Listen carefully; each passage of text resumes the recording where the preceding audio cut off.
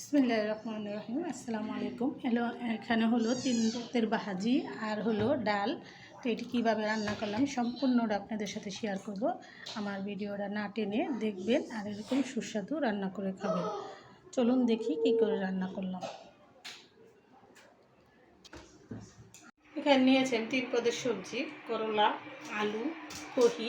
তো এই 3 পদের সবজি আমি 3 রকমের ভাজি করব, আপনাদের সাথে শেয়ার করব। আপনারা দেখতে থাকুন কীভাবে এই যে অল্প অল্প সবজি 3 পদে রান্না করব। প্রথমে আমি করলাগুলো কুচিয়ে নেব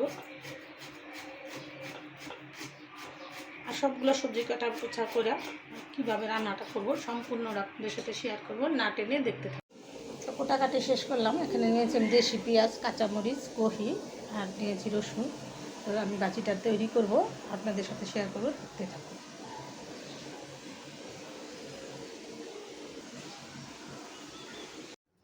তো 3 পদের ভাজি আমার এখানে কমপ্লিট। আমি এই যে পেঁয়াজ কাঁচামরিচ দিয়ে দিছি সবগুলোতে। আমি এক একটা করে ভাজি করব আর আপনাদের সাথে শেয়ার করব। প্রথমে আমি আলু ভাজিটা করব, দিয়ে দিব হলুদের ফাঁকি। তো হয়ে গেল, আমি এখানে দিয়ে দিব এক এক করে। এখানে তেল দিয়ে দিচ্ছি।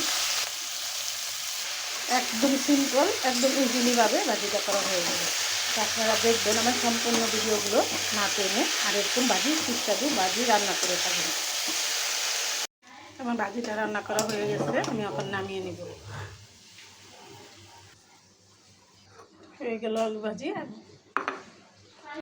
তখন আমি কহি ভাজিটা করব, দিয়ে দিব কাঁচামরিচ, পেঁয়াজ দিয়ে দিলাম, সামান্য একটু হলুদের পাখি দিয়ে দিব, কহিগুলা দিয়ে দিব, স্বাদ মতো নুন।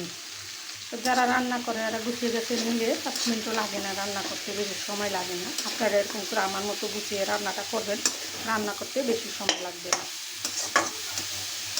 কী দিয়ে ভাজিটা করলাম সম্পূর্ণটা আপনাদের সাথে শেয়ার করলাম।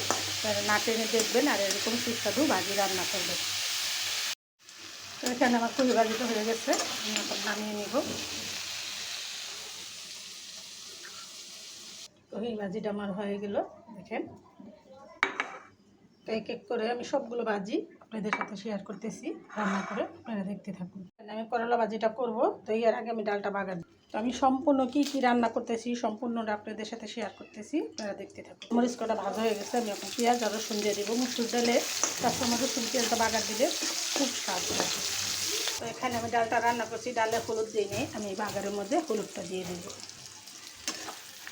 আমার বাগারটা হয়ে গেল। তো এখানে হয়ে গেল সুস্বাদু মুসুর ডাল রান্না করা।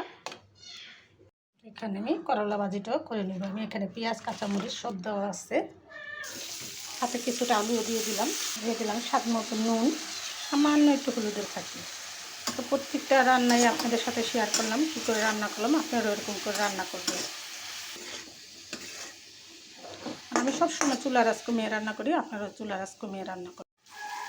তো করলা ভাজিটা আমার হয়ে গেছে। আমি কী মশলা দিয়ে কীভাবে কী রান্না করলাম সম্পূর্ণ ভিডিওগুলো আপনাদের সাথে শেয়ার করলাম। আপনারা ওরকম করে রান্না করে খাবেন, আমার নতুন নতুন ভিডিও পেতে সাথেই থাকবেন।